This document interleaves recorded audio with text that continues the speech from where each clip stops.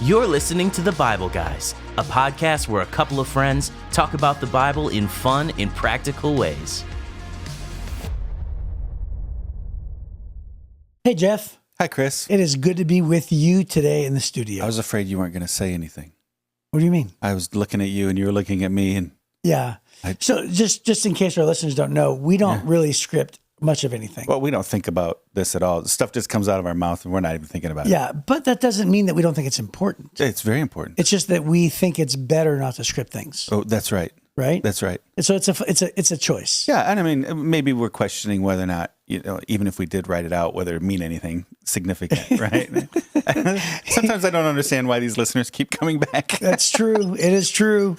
But by the way, that's actually a great segue into our segment today. Exactly. Because today, Kyle, because Desiree is out, so Kyle put together a social media minute. Yeah. Where actually he collected some comments, which, by the way, we love comments. We don't love comments. They're the best. Yeah. And so people who have written in, he wants us to highlight some of these, and we've not read them yet. There you actually. go. So I'll read one. You want to take the next one after I read this Yes. one? Okay. So this one's from Pat O. Pat O. Pat O says this: we like comments, and we've been seeing lately, and She want didn't to. say this. My bad, bro. That's the part that says we like My comments. bad. Here it is. Ready? Exactly. Proof to the previous point that we don't think about what we're... that we didn't read it. Yeah, my bad. Okay. Well, there's no space here. Yes, I You know. see how there's Yeah, no yeah. headline I space? see that. Yeah, yeah. Okay. Kyle. Yeah, that's okay.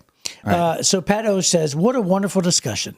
It truly helped to clarify things. I listened to you both, and I've learned so much. Aw.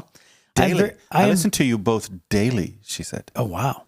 And I am very happy you decided to do this podcast. Oh, thank you, Pat. That's very nice.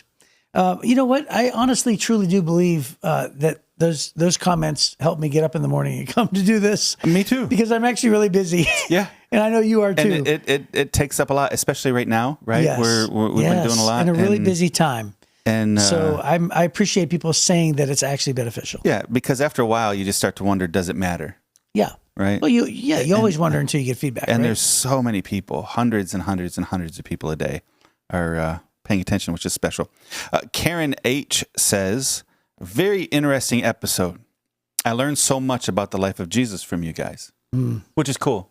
Yeah. Right? So if you don't know, in the podcast, if you're new, we are just going through, there's about 250 events that happen in the life of Jesus. And we're just going from event to event to event in order. Yeah. And because the Gospels aren't written Chronologically. in order, so we're kind of harmonizing the Gospels. We're going chronologically all 250 events. And so Yeah, that's that's kind of awesome. neat. So she's learned a lot about Jesus. Okay. And so this one is from William F.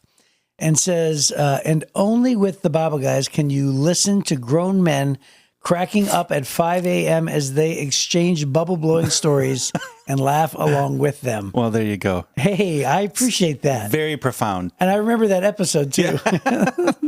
And Yeah. it's very deep stuff that Yeah, we cover here, that's right? right, that's right. Only the finest and most sophisticated that we deal with That's here. great. We were surprised that each of us had blown bubbles recently. Yes. Yep. Yeah, Isn't that that's goofy? really funny. You because grandkids and me just because I'm Just me. because you're... I had an excuse. I was having fun doing it, but I had an I was excuse. cleaning my garage. I found them. Okay.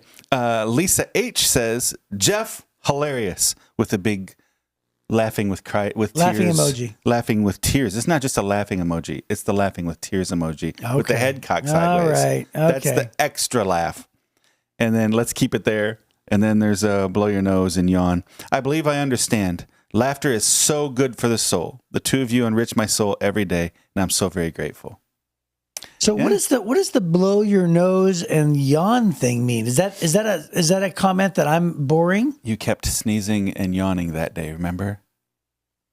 I think that's what she's talking What do you mean that day? How do you know when this you was sneeze written? and yawn every day. You and don't I'm know guessing, when this was dude, written? It's every day you're sneezing and yawning. Okay, Jeff, hilarious. Yes. And then you get a really good face because that's a good face. Yes. Then she says, "Let's keep it there," and then she implies two things that I've done: sneezed yeah. and yawned. Yeah. Now, So let's keep it there implies it's one of the times where we almost said something we shouldn't say and we decided to let's keep it there. That was funny. Then you were sneezing and yawning. well, I'm guessing. I want to go on record and say, Lisa, it's a good thing I have good self-esteem. What? She thinks it's funny. That's good. Yeah, well, no. She says, Jeff, you're hilarious. Well, I get it. I totally get it. You actually didn't know what to say there. I totally get it. No, I understand. I'm totally kidding. Lisa, thank you for writing in. Yeah, let's just keep it there. And let's just keep it there, Lisa. No, honestly, I cannot help to yawn. And I've only sneezed a couple times. Yeah, yeah. In fact, I don't think you've ever sneezed. I don't remember. Boy, a couple times ago in the studio, I felt the whole time like I was going to sneeze and didn't. But you held it in? I held it in. How's it even possible? It's just, well, I'm a master of my own domain. Okay. Yeah, there you go. Sorry that I haven't mastered the ability to not sneeze. I told you how to get rid of hiccups. I guess I'm a lesser than kind of a guy. I told you how to get rid of hiccups, and it works for sneezing sometimes too. No, it does not. It does. No, I'm not it does lying. not. Okay, here's my I secret. don't believe anything you're saying. Nothing. Zero. So he was hiccuping in one of the things, and I told him as we were coming to the studio, this was a few weeks ago, and I said, so anytime you have hiccups, if you want them to go away, you just have to think, I am not a fish. And I don't know why, but it makes it stop. Yeah. And same thing with sneezing. Yeah, I think there's something, it's a different side of your brain. I'm going to try that next time and then come back and say, oh, that was the best advice you've ever that's received. The worst thing I've ever tried. I'm telling you, Dr. Jeff has the answer. So anyways, that idea, laughter is so good for the soul. Did you know the Bible says that laughter is good like a medicine? It does say that, yes. It's good like a medicine. And in fact, Ecclesiastes says that the goal in life should be to laugh. Yeah, one of the things. One of the goals, yeah. Just so learning to enjoy life and enjoying the people that you're stuck with. Yeah. I mean, that you're with is always a good idea. There it is again. There you go. He's so clever. Okay. Because you're the guy who got the smiley face with the tears on it. Yeah, with the head tilted sideways. I mean, that's the particularly good smiley face. Well, it's the best one. It's the best one. Of all the emojis. Yeah.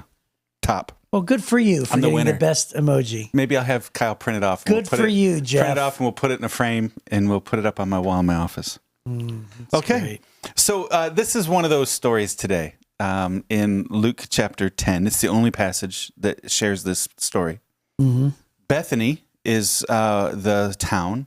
Bethany is just over the hill of the Mount of Olives, right? So if you're heading towards the eastern gate of Jerusalem, there's the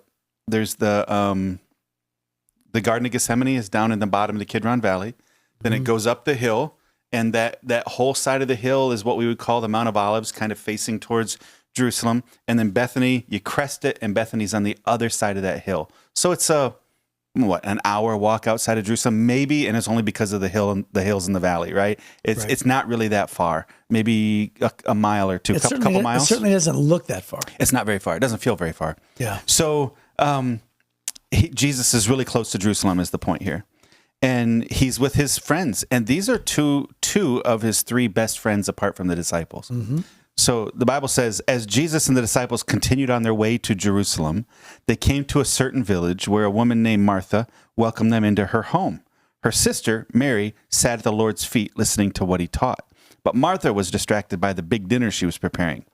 She came to Jesus and said, Lord, doesn't it seem unfair to you that my sister just sits here while I do all the work? Tell her to come and help me. But the Lord said to her, my dear Martha, you're worried and upset over all these details. There's only one thing worth being concerned about. Mary has discovered it. It'll not be taken away from her. Wow. There's about 10 sermons wrapped up into those. Ooh, go for it. Okay, number one. You could do. Oh, absolutely. Maybe not a 10-week series. That's a little exaggerated. Yeah. But you could definitely pull out a 4-week series just from this one passage. Yeah, we're talking what? 38, 39, 40, 41, 42, 5 verses? Yeah, right? Yeah, for sure. Yeah. So let's talk about who Mary and Martha were. So my note in the Life Application Study Bible says Mary and Martha both loved Jesus. On this occasion, they were both serving him. But Martha thought Mary's style of serving was inferior to hers. She didn't. Oh, I guess this. I thought this was going to explain who they were, but this does not. She doesn't realize that in her desire to serve, she was actually neglecting her guest. Are you so busy doing the things for Jesus that you're not spending any time with him? Don't let your service become self-serving, which is a comment right there, right? Yeah. Jesus did not blame Martha for being concerned about household chores. He was only asking her to set priorities.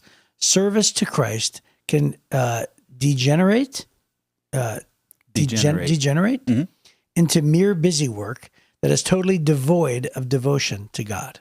Yeah. So wow.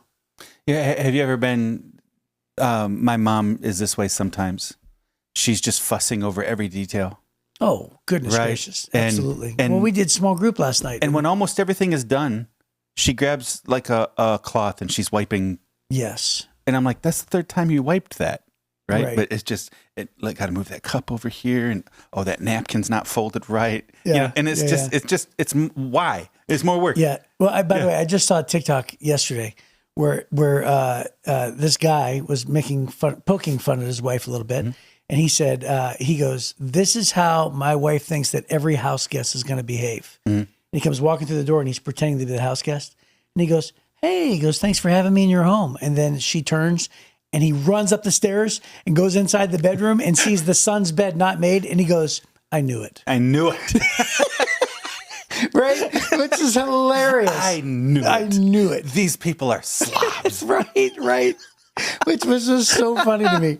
And I just thought like that is sort of my wife a little bit where she, we had small group last night and she was like, "Can you vacuum this, wipe this, do this?" I'm thinking, wow, that's a lot, but we're going to do all of it. Right. Yeah. So to kind of put it in perspective, Mary is the oldest sister. Yeah. There's Mary, Martha, and Lazarus. Yes. And apparently this is Mary's home. I mean, Martha's home. Martha's home. Because it says she invited Jesus to her home. And, when you invite Jesus, he has like 12 of his closest friends come with him. So this must have been a substantial home. This must be a woman of substantial means to invite 13 guys into the house all at the same time.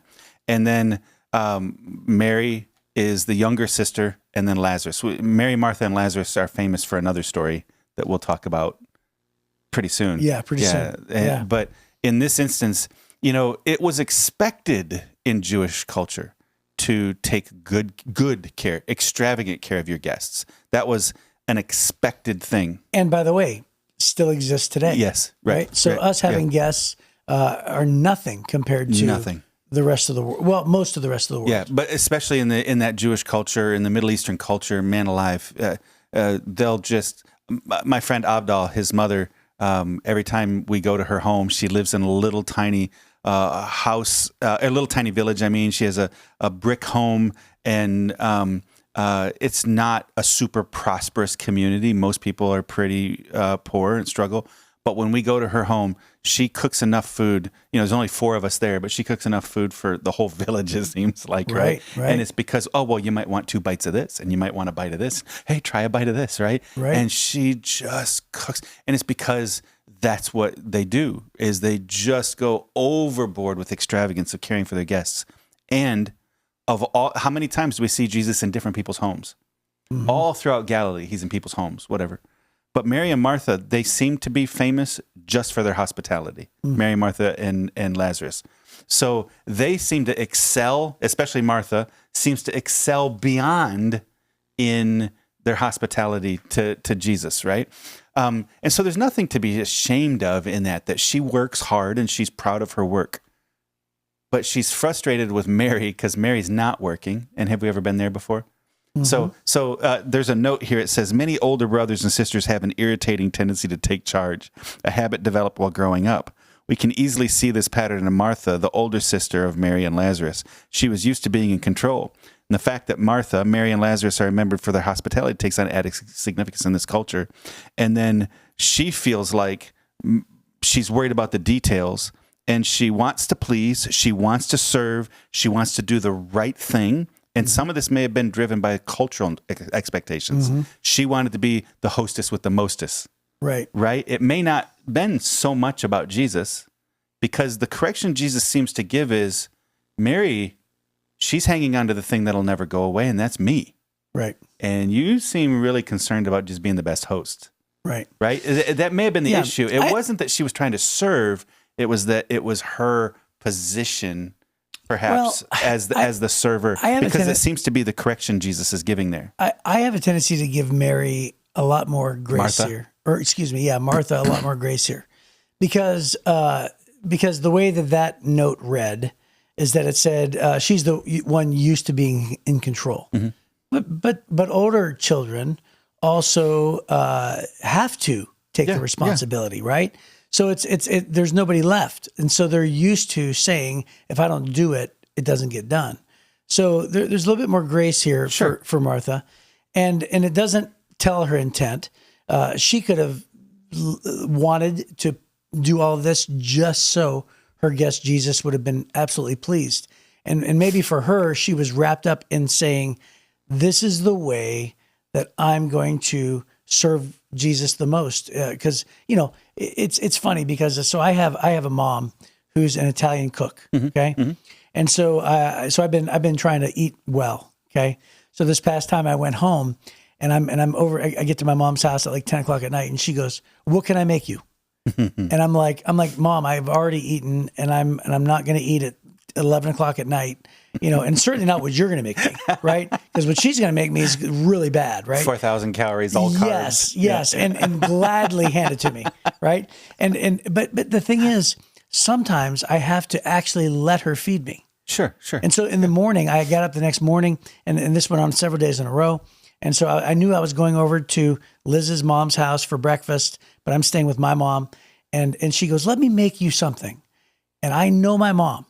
And I thought to myself, if I don't, it's kind of like that Middle Eastern culture we're talking about, right? If it's I a don't, Mediterranean thing. if I don't let her feed me, she's not going to feel like she has loved me and served me. Right. And for me to go, oh, Mom, these eggs are just the best eggs ever. Yeah. And if I don't do that, she's not going to feel like she has really, really given herself to me, because that's what she wants, man. She wants me to say, man, Mom, you're the best cook ever, right? Yeah. So I tend to give Martha a lot of grace here. So I think that maybe Martha was trying to serve Jesus in her own way that was wrong, right? But I don't think it is wrong. I don't think it's wrong, because when Jesus healed Peter's mother, she immediately got up and goes makes dinner for everybody. Right. But what I'm saying is the serving him wasn't wrong, but yelling at Mary was the wrong part, right? Yeah, it's a motive thing. Yeah. Well, right? Yelling at Mary, saying like, hey, help Mary to serve you like in the same manner in which I'm serving you. And what Jesus is saying, Martha, what you're doing may be fine. What Mary is doing is better. Yeah, except I think what he's challenging her on in verse 41, and I think we're flip sides of the same coin here, but he says, my dear Martha. So he feels affection for her, and he knows that she has affection for him, right? That's a pretty... Yeah, that's evident. That's a significant phrase, my dear Martha. He doesn't say ma'am. Yeah, well, that's the most significant phrase, right? You know, my dear woman. Yes. Yeah. And so he's calling her by her name and calling her dear. Mm-hmm. So there's an affection there that goes beyond a social hostess. Oh, for sure. Who's inviting the famous guy in town to visit. And he says, you are worried and upset over all these details. Which there's only which still could be a good thing. Yes, except there's only one thing worth being concerned about. So it seems like he's challenging more her motive for the details, because he doesn't challenge Peter's mother getting up and cooking for him. Yeah. Right. So the caring for Jesus and the fussing over Jesus, hey, that's fine. He doesn't correct the woman who comes eventually and breaks the oil on his feet and cries over his feet and his tears. So that's really extravagant, right? And I think Martha's being extravagant here, but she's frustrated going, this is a time to work, not to listen. And what happened is her eye was off the guest, right? So her eye was on the work and not on the guest. Right. And that seems to be the challenge there, right? So I think sometimes we get so caught up in the process that we forget the purpose. We forget the person. Well, there's no question that is the lesson, right? Yeah. So she is, and by the way, I liken this to, well, you can liken it to a lot of things, but it is the person who goes to God, or goes to church, serves church. Maybe they do small group on Wednesday nights. You know, maybe they attend church. Maybe they serve in a pantry, some kind of a food pantry, and maybe they're just so busy, and yet their relationship with their Heavenly Father is almost non-existent. Right. So they and it's because perhaps they feel like doing is the priority over being. Right. So doing is it's there's a lot caught up into doing. Like doing makes you feel better about yourself. Right. Doing also eludes guilt. Right. Right. So some people are like, I'm so unworthy, I have to pay my penance and do. That's right. Right.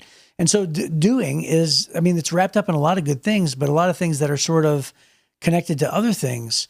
And so people do for a lot of motives, right? Right. But yet at the same time, their intent, their heart is just ignorant. It's not bad. They still think doing is a good thing. And so like people who serve, they go, look at me, I'm serving. And then Jesus is like, yeah, but you're missing the whole thing. Right. You're missing the whole thing. Yeah. I'm in your house. Yeah. I perhaps I won't be here again. And by the way, there's no Just record. one more time. Right. There's no record. Oh, he comes back. Oh, of course. Yeah. Yes. For the Yeah. famous story. Yeah. Of course. Yeah. Duh. But the bottom line is these are special moments. Yeah. Right. You have me right here. And all these details, they're good details. Yeah. Because Peter's mom does serve me. And the woman does serve me, who breaks the alabaster box. In all fairness, if Martha didn't make sure dinner was cooked, it literally says a big dinner she was preparing. Yeah. So if she didn't prepare it, what were they eating that day? Right. Because it only records 2 times that Jesus took sack lunches and fed lots of people. Right. Right. So the rest of the time, people actually had to cook. And you got to remember back then, you didn't just run down to Nino Savaggio's and buy a bunch of pre-made stuff, throw it in the oven, and rewarm it. You threw a local reference. Right. So, by the way, Italian grocery store. There it is. Yeah. So you don't just run down to a fancy grocery store and have a bunch of pre-made stuff and then pop it in the oven and rewarm it. Yeah. So if you're going to have chicken, she had to go butcher a bunch of chicken this morning. Right. A bunch of chickens. If they had lamb, they had to butcher the lamb today. And people didn't just hand food out a window in a sack to you, right? Or Uber Eats didn't just run by ding dong and here's your Thanksgiving dinner. And so there's a tremendous amount of work just for a regular meal. Right. They got to make the bread today. Right. So she's probably been working since sun up and all this. And that's why I think now this is the moment where my mom refolds the napkin, resets the goblet, wipes things down for the 9th time, rather than, because she's been preparing, but she's been preparing all day. Mm-hmm. I can say this, in these next couple of minutes is not when the food is finally going to be prepared. It's already been being prepared. Mm-hmm. Everything, it would have had to have been for a dozen people or more. It would have had to have already been being prepared. The work is mostly done, and what she wants is the final details. Yeah. And at this point now, he's like, you're still obsessing about the little things. Mm-hmm. And Mary finally realizes the purpose of this gathering is not the cobbler. Right? The purpose of this gathering, it's not the napkins. The purpose of the gathering is here now. Right. So let's just spend some time together in this. And that was it. And by the way, so if you're a person who has a schedule, who's overloaded with serving, and your relationship with your Heavenly Father isn't what it should be, then just know that those 2 things are not the same. That's right. And one clearly takes priority over the other. That's right. Right. So, and if on the other hand, if you are only just going deep with the Father all the time, and you're not actually serving, well, hey, there's an issue there too. Right. That's exactly right. That's exactly right. Yeah, but you got to pull your weight. And it's not just serving and doing good deeds. It's also religiosity, right? Right. Where actually the religion, Jesus points out with the Pharisees elsewhere, that religion and religiosity can be the barrier between your relationship with your Heavenly Father. So don't let that get in the way as well. Yeah. So, and then I would say one more thing, and I know we should be wrapping up.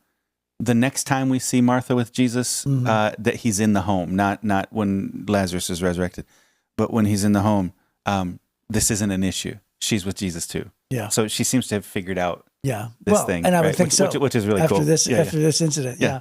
All right. Well, that's a great discussion and a great place to end. And we will see you next time on The Bible Guys.